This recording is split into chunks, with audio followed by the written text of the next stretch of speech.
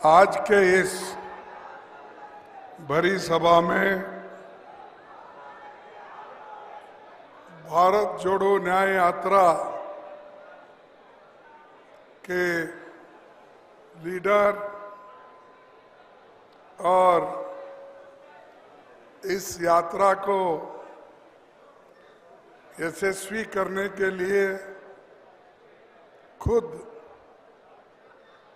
पहले तो हजारों किलोमीटर कन्याकुमारी से कश्मीर तक वो पैदल चले, फिर अब मणिपुर से लेकर महाराष्ट्र तक अपनी यात्रा, न्याय यात्रा शुरू किए हैं और ये 13 तारीख को अंत होने वाली है। ऐसे हमारे युवा नेता राहुल गांधी जी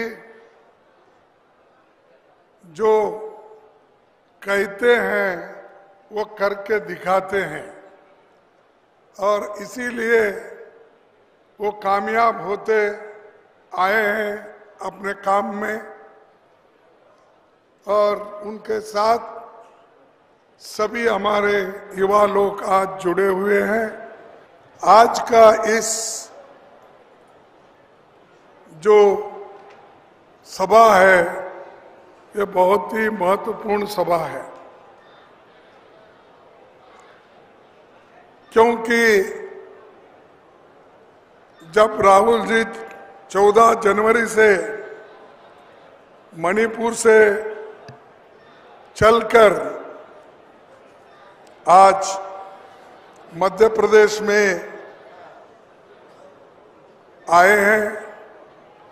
मध्य प्रदेश ऐसा एक राज्य है जिस राज्य में देश के लिए कुर्बानी देने वाले महानायक चंद्रशेखर आजाद जी का भी यहीं जन्म हुआ था, मध्य प्रदेश में।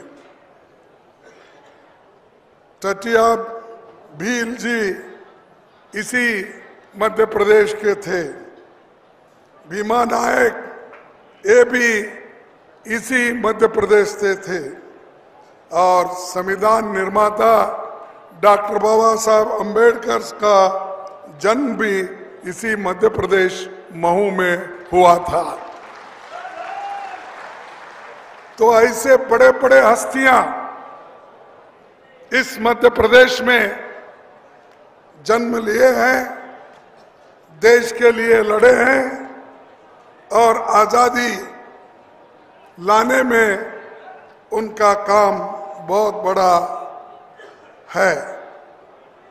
इसीलिए मैं कहूँगा एक पवित्र भूमि है और लड़ाकू एरिया है और सारे राष्ट्र के लिए काम करने वाला मध्य प्रदेश है।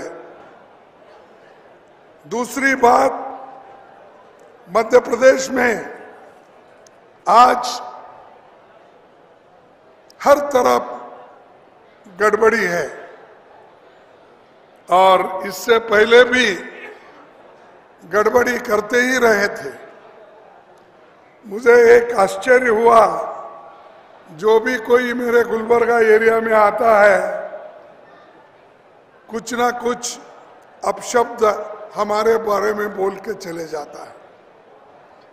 परसों एक 15 दिन पहले शिवराज चौहान जी गुलबर्गा आए थे। उन्होंने कहा कि राहुल जी और खड़गे जी मिलके कांग्रेस को खत्म करने के लिए वो काम कर रहे हैं। तब मैं एयरपोर्ट पे उतरा तो वहाँ के लोग मुझे पूछे कि शिवराज जी चौहान ऐसी बात कही। तब मैं उनसे यही कहा, भाई कोई अगर बीजेपी वाले यहाँ है और मीडिया के लोग फिर से अगर उसको मिलते हैं तो आप पूछो कि शिवराज चौहान को क्यों निकाला गया, क्या कारण था? पहले तुम्हारा बोलिए ना, क्या तुम्हारे को बीजेपी खत्म हो रही है इसीलिए निकाले, या आपको नजदीक नहीं आने दिए मोदी, इसका कारण क्या है बताओ? बाद में हम अपना उत्तर देंगे। शिवराज सिंह ये भूल गए हैं, व्यापम घोटाले में हजारों करोड़ रुपए का बड़ी घोटाला हुआ, हम पार्लियामेंट में उठाए, हम लोग बार बार कहते रहे, लेकिन शिवराज सिंह उस वक्त कुछ नहीं कहे। अब हमारे बारे में कहते हुए वो आए, ठीक है।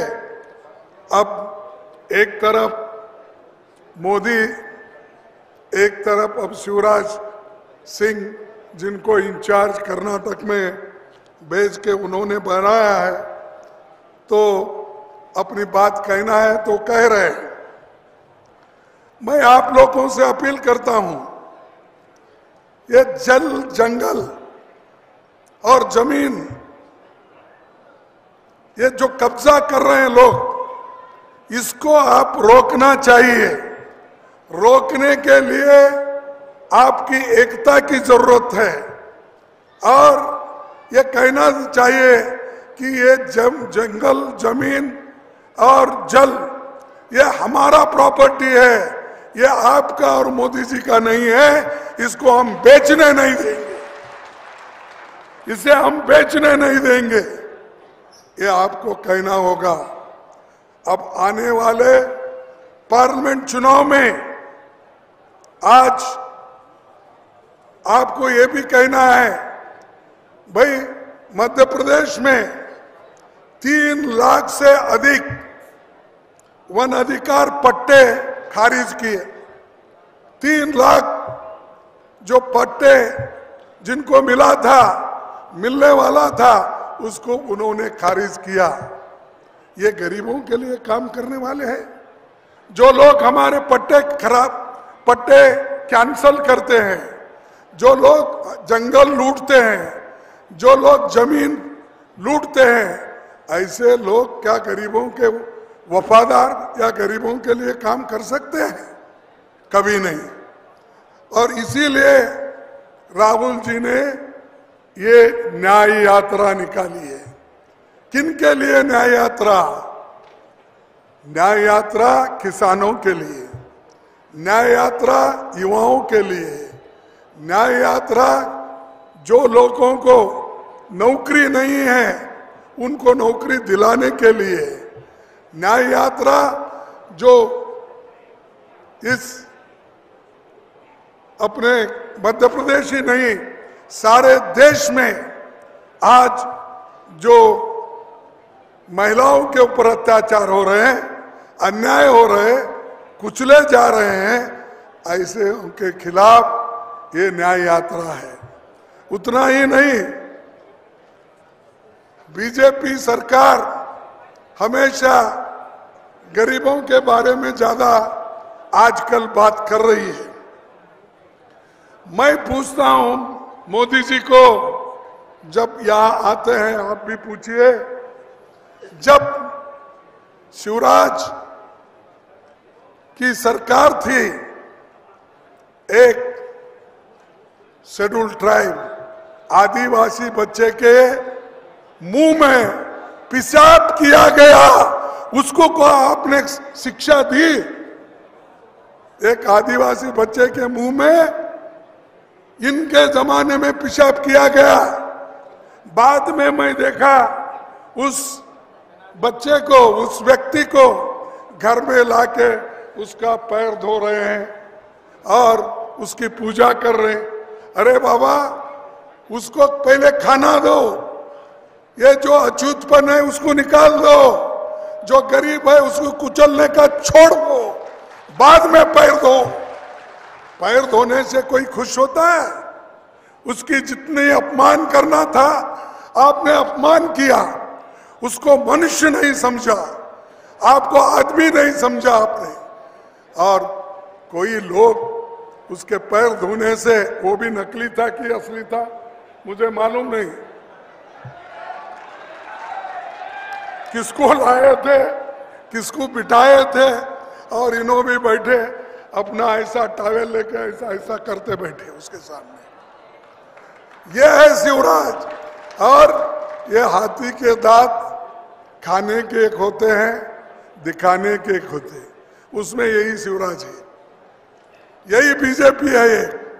अब है सो उनके बारे में मुझे ज्यादा मालूम नहीं, अब राहुल जी या हमारे मंच पे बैठे हुए कहेंगे कि देखिए गरीबों के लिए लड़ने वाले सरकार होना चाहिए, ये नहीं शो करने वाले, दिखाने वाले।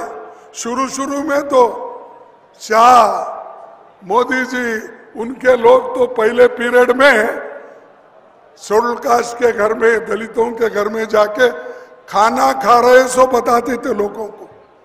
अरे भाई उनके घर में जाके खाना खाए ये बड़ी बात हो गई, तो इंसान नहीं है वो। ऐसी आपकी मानसिकता है, उनके घर में खाना खाए तो अछूतपन निकल गया, ये सोच वाले हैं। मैं ये कहूंगा, कोई कुछ भी कहने दो, जब तक इस देश में ये वर्णाश्रम रहेगा, ये 4 वर्ण रहेंगे, तब तक शेड्यूल कास्ट, शेड्यूल ट्राइब, पिछड़े लोगों का उद्धार नहीं होगा। इनका उद्धार अगर होना है, एक ही काम हमको करना है, जो राहुल जी ने बार बार उठाया, हम भी उठाए, जनगणना करना चाहिए। कौन कितने पानी में है, कितना धन किसके पास है, किसके पास एजुकेशन है, जमीन किसके पास है, ये सब उस जनगणना में मालूम होगा। पिछड़े हुए लोग, उनका भी मालूम होगा, जो अपर कास्ट है उनका भी मालूम होगा, जो सबसे दबे कुचले लोग हैं उनका भी मालूम होगा। तो आज सरकार, केंद्र सरकार क्यों डर रही है, क्यों वो जनगणना करना नहीं चाहती? इसलिए कि उनका पोल खुल जाएगा, और वो पोल खुल गया तो युवा जागृत हो जाएंगे। तो हमको ये करना है, हमारे राहुल गांधी जी ने ये वायदा किया है कि हमारी गवर्नमेंट सेंटर में आई तो पहला काम हम करेंगे, जातीय जनगणना प्रारंभ करेंगे ताकि सबको फायदा हो।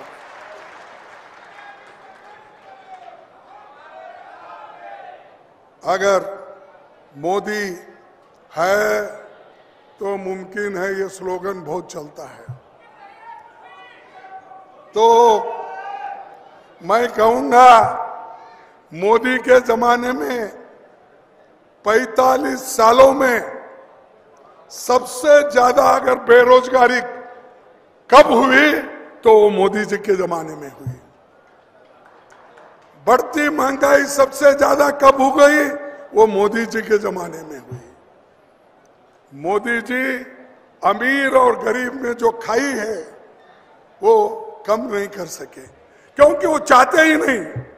वो ये चाहते हैं कि अमीर अमीर हो जाए, गरीब गरीब हो जाए, यही उनका मंशा है। और हमेशा वो टीका करते हैं कांग्रेस के ऊपर, परिवारवाद। अरे भाई, कोई हमारे पास कांग्रेस में गांधी परिवार के प्राइम मिनिस्टर बने, डिप्टी प्राइम मिनिस्टर बने।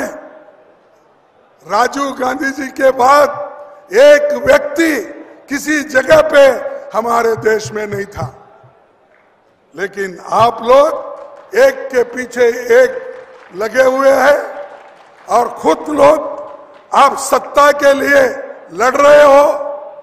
सत्ता अगर मिली तो सोनिया गांधी जी ने ठुकरा दी, और यहां सत्ता के लिए लड़ते रहते हो बीजेपी के, और ऊपर से और यहां लोग बीजेपी में लड़ते रहते हैं। लोग एक को निकालना, एक को रखना, सब करते रहते हैं। और मोदी जी हमेशा अपनी ही बात करते हैं और हमेशा मोदी की गारंटी। अरे भाई, लोग तो ये कहते हैं आप देश के प्रधानमंत्री हो, आप कहो तुम्हारी पार्टी की गारंटी, तुम कहो कि भाई ये बीजेपी की गारंटी। वो सब छोड़ के सभी चीजें अपने ऊपर लेकर ये मोदी की गारंटी है। क्या गारंटी है? 2 करोड़ नौकरियां देने का वायदा किया था, वो गारंटी दिए थे, क्या वो गारंटी कामयाब हो गई? अरे वो मोदी जी खुल के बोलते हैं मेरी 56 इंच की छाती है और मैं आपको 2 करोड़ नौकरियां हर साल दूंगा। दिए वो? ये झूठ बोल रहे हैं आप, क्योंकि प्रधानमंत्री कैसा झूठ बोलता है? या तो आप झूठ बोल रहे या नहीं तो प्रधानमंत्री।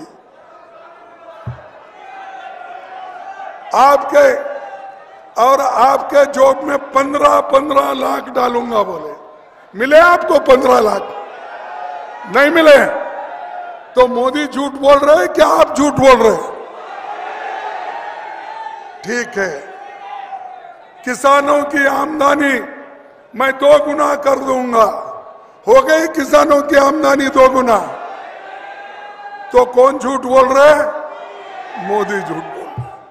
और आपने ये भी कहा एमएसपी का दाम मैं बढ़ाऊंगा, बढ़ाया उसने? फिर कौन झूठ बोल रहे?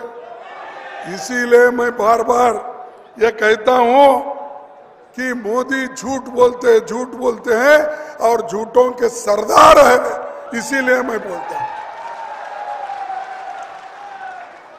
और अपने बातों में ही ऐसी बातें कहते हैं। आज लोगों को पीने के लिए पानी नहीं है, उधर उनका ध्यान नहीं है। मणिपुर में लोग मर रहे हैं, लड़ रहे हैं, उधर उनका ध्यान नहीं, सिर्फ इलेक्शन के तरफ ध्यान है। उठते ही आप टीवी में देखो, अब हमको पहले लोग बोलते ही उठते ही देखो भाई, जब आप उठते हैं तो दोनों हाथ अपने देख लेना, ऐसा हमारे टीचर बोलते थे। अब क्या है, उठते ही आप टीवी ऐसा ऑन करो, मोदी आ गए, मोदी की फोटो आ गई तो उस घर को दरिद्री लग गई।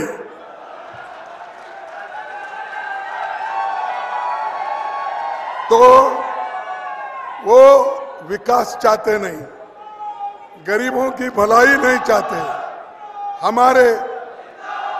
हमारे बच्चों की पढ़ाई नहीं चाहते, क्योंकि उनको अगर पढ़ लिख के गरीब बच्चे अगर आगे आए तो उनको मुश्किल है। इसीलिए वो हमेशा हमारे गरीबों के खिलाफ ही अपना डंडा उठाते हैं।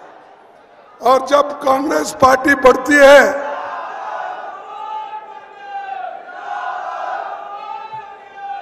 अरे जब कांग्रेस पार्टी आगे बढ़ती है तो उसको कुचलने का काम करते हैं। ईडी का, सीबीआई का, इनकम टैक्स का डर लगा लगा के यहाँ के लोगों को लेकर भागती है। जीती हुई सरकार हमारी थी लास्ट टाइम, जब राहुल जी खुद हर जगह जाके उन्होंने यहाँ पर कामयाब एक सरकार तैयार की थी। यहाँ के एमएलएस को खरीद फरोख्त करके उन्होंने हमारी सरकार गिराई।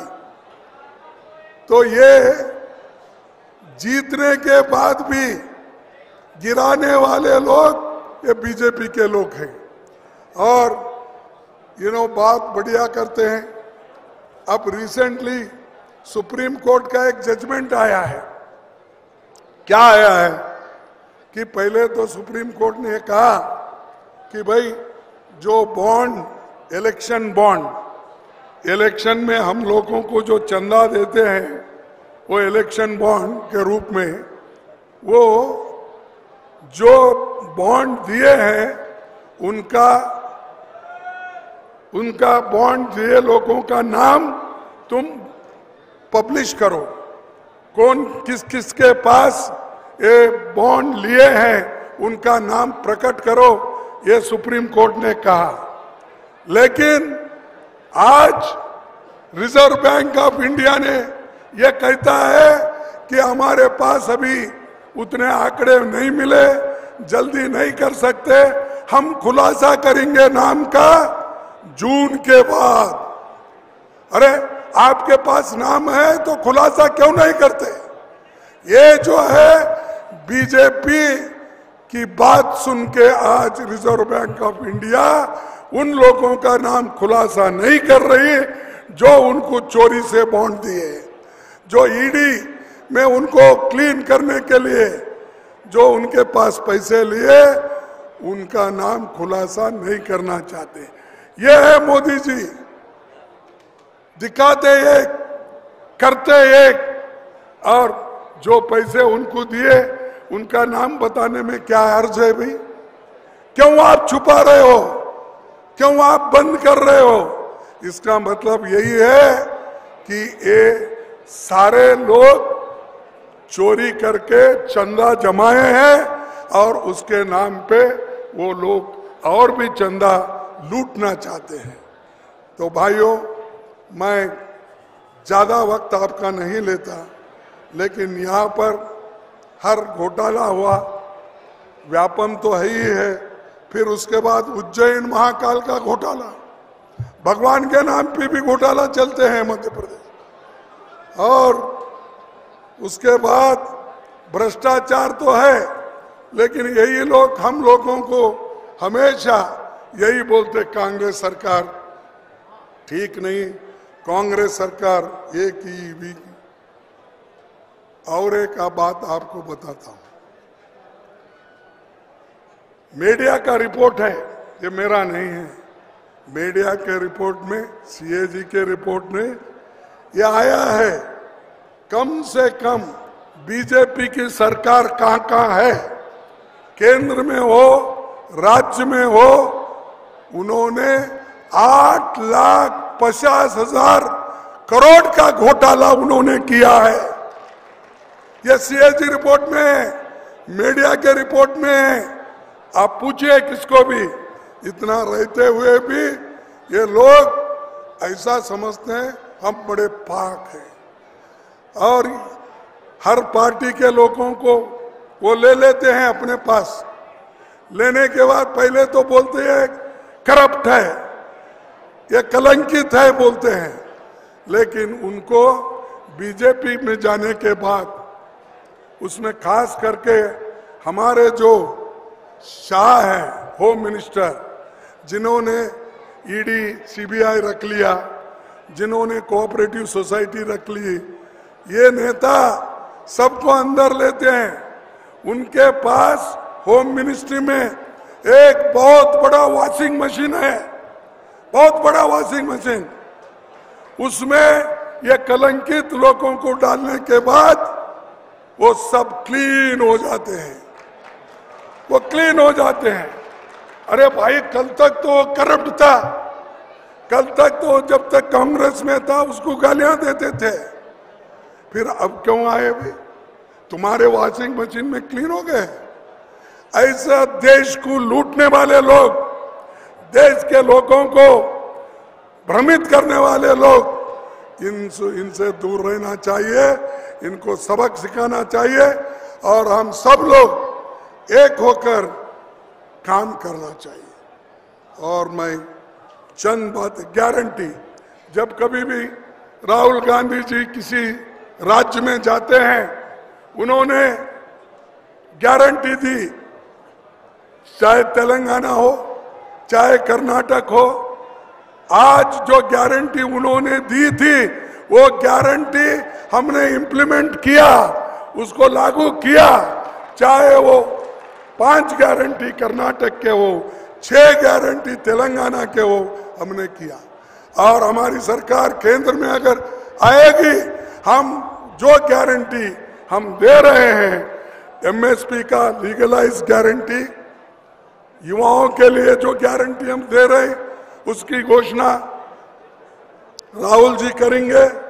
और जो किसानों के लिए, गरीबों के लिए, महिलाओं के लिए, युवाओं के लिए हमारे जो भी गारंटी है वो हम दिला के रहेंगे।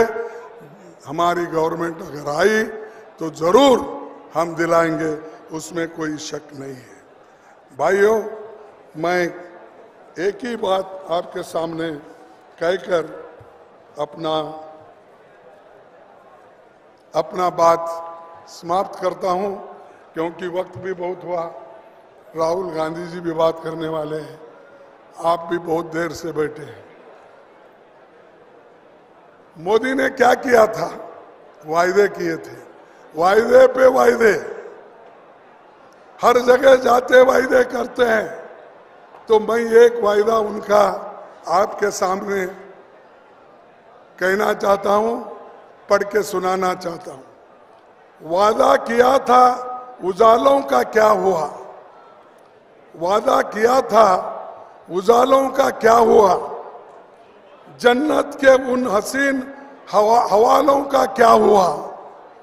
जन्नत के उन हसीन हवालों का क्या हुआ? शाहों के शेर के लिए, यानी बड़े बड़े जो लोग हैं उनके लिए तो सैर करने के लिए रास्ते तो बनाए गए, लेकिन हमारे पाँव के छालों का क्या हो गया? यानी जिसके छाले गिरे चल चल के पैर में, उसका क्या होगा? मोदी जी, ये वायदा पूरा करो, जो दिया हुआ वायदा पूरा अगर नहीं करेंगे, और नहीं करेंगे भी नहीं, आपको हटाया जाएगा, लोग हटाएंगे और आप बाद में पछताएंगे। तो ये आने वाले चुनाव में 2024 में तुम डटकर मुकाबला करना होगा, एक होकर मुकाबला करना होगा। ये देश के लिए, ये देश के जमहूरियत को बचाने के लिए, देश में एकता रखने के लिए और देश के संविधान को बचा कर रखकर आगे के पीढ़ी को राह दिखाने के लिए आप काम करना है। इसीलिए वो काम आप करेंगे, ये मैं कहकर मेरे बातों को समाप्त करता हूं। जय हिंद, जय मध्य प्रदेश, जय हिंद। अरे खाना गिना खा के आए नहीं है? जय हिंद, जय हिंद, जय हिंद, जय कांग्रेस, जय कांग्रेस, जय कांग्रेस। आप सबको धन्यवाद, नमस्कार। न्याय का हक मिलने तक।